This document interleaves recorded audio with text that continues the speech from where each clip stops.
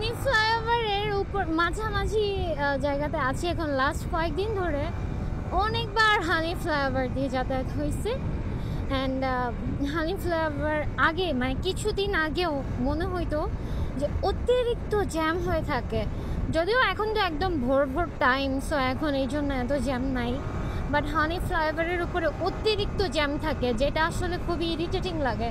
Usually flyover দেওয়াই হয় jam কমানোর জন্য, বাট হ্যাঁ বাংলাদেশে আসলে গাড়ি বাড়তেছে, সো জ্যাম বাড়বে, এটা স্বাভাবিক বিষয়। যতই রাস্তা বাড়ুক, রাস্তার তুলনায় গাড়ি আসলে অতিরিক্ত বাড়তেছে। যেমন দেখেন আমারই একটা পার্সোনাল গাড়ি হয়ে গেল, সো একটা মানে গাড়ি বাড়তেই আছে। তো যে কারণে হচ্ছে বাংলাদেশের জ্যামটা একদমই শেষ হচ্ছে না, খুব আগে চলে যাবে।